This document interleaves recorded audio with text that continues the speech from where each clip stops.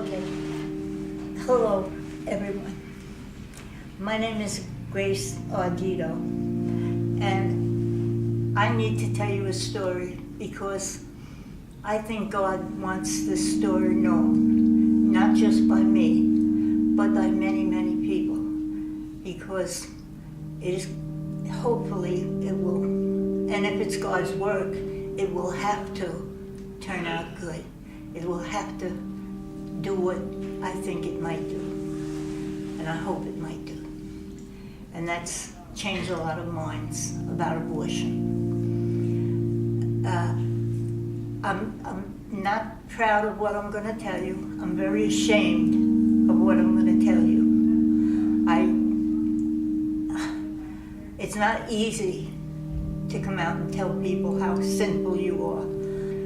Okay, I'm 81 years old now. When I had an abortion when I was younger, I was only about 22 years old. I had one child at the time. I was married, but I was separated from my husband, and I had one child from that marriage, a son called Dario. And I guess I was just going out with some guy who I thought was great, but he wasn't so great. I wound up pregnant with him leaving me to take care of everything myself.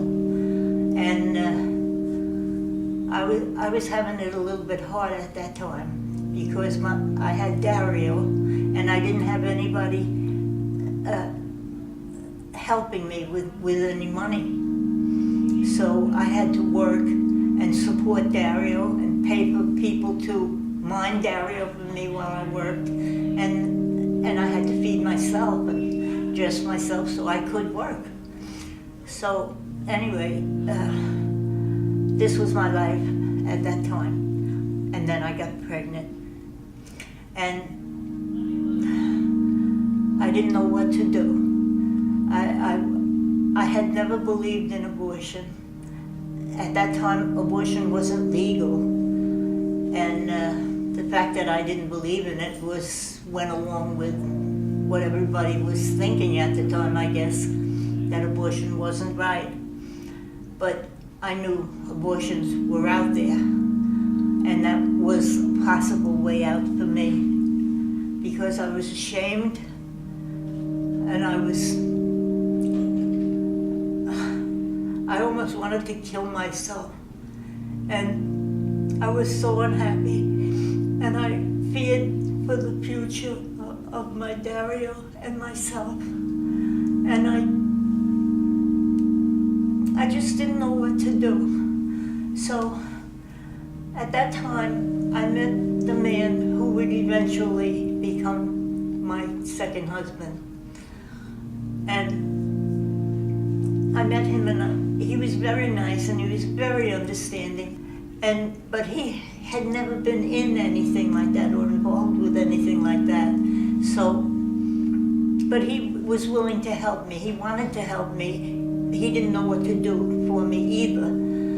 But we both knew people who said to him and people who said to me, have an abortion, you know.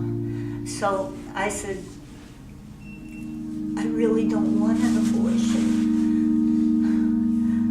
I knew it was killing my child, and I didn't want to do that. But there was no way I could see another thing to do. I didn't know what else to do. And then Tony said to me, I know a guy who does abortions for women. I said, you do? And he said, yeah.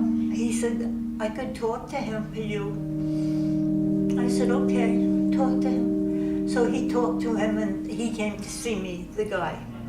And he said he would do the abortion. I said, okay. I often think that there was no gun held to my head. I didn't have to say okay, but I said okay. And that was the evil in me, that was the devil in me, I think. But I did. I said, okay. So I had the abortion. I got very sick after the abortion because I got an infection. And I had to go to the hospital and stay in the hospital a few days. And the doctor in the hospital said to me, I didn't tell him I had an abortion, but he said to me, you had an abortion, didn't you? And I said, yes. So he said, the baby's still alive. And I said, what? And all of a sudden I became so happy. The baby's alive. I was so happy. But then he went on checking, and I think he got another doctor in there, and the baby was not alive. So they completed the abortion. Whatever had been done was done, and then they completed it. And that was that. I had the abortion. From that day on, I have never, ever had a day that I didn't cry over that baby, and that I didn't pray to God and ask Him for forgiveness and tell Him how sorry I was. Then one day, not too long ago,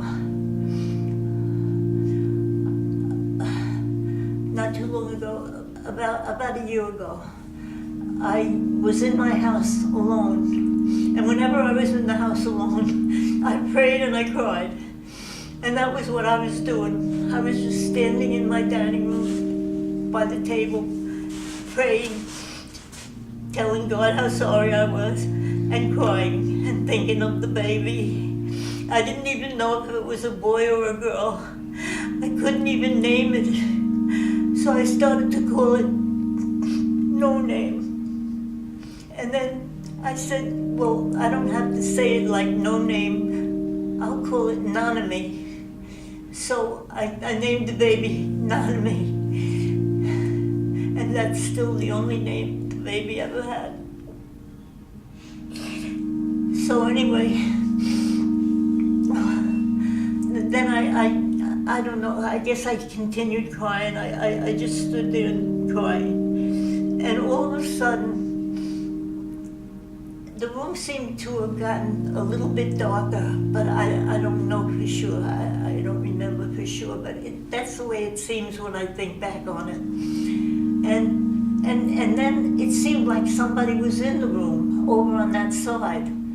And I was on this side of the table, and the person was over there. And that person said to me, Grace, you didn't kill your child.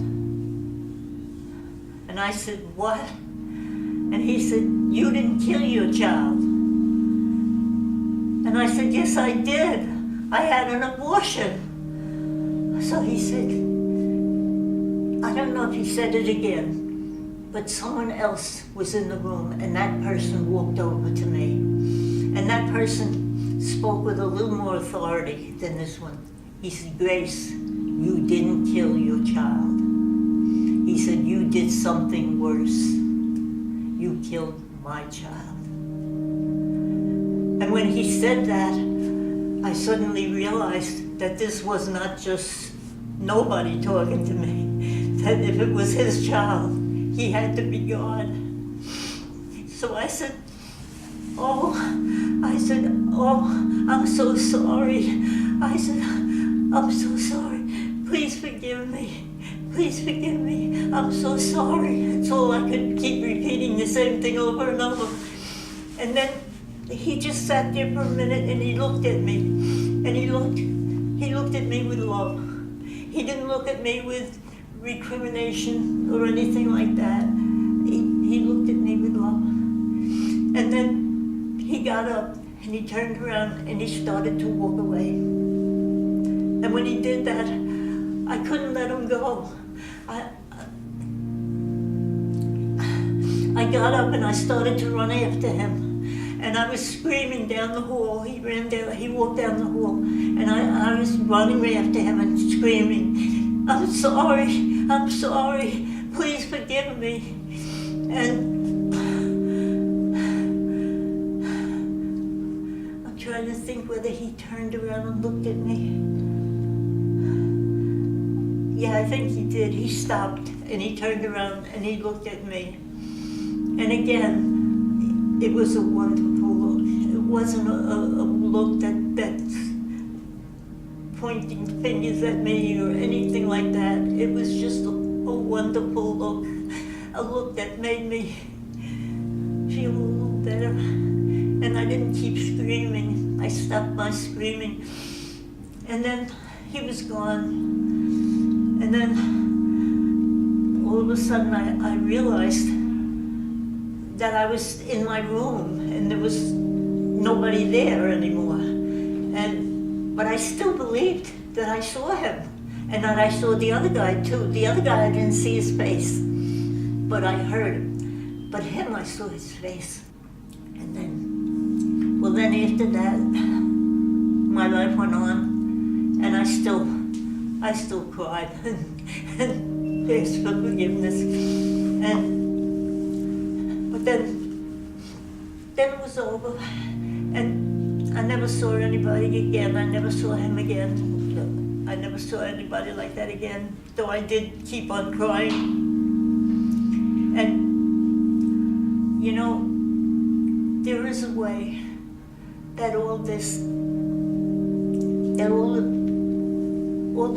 unhappiness could have been avoided. There is a way that it could have been avoided.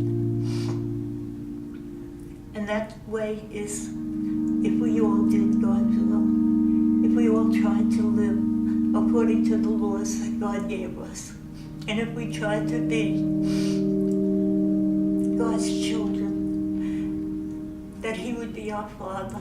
He was our Father anyway, but we could know that He loved us and we could love Him.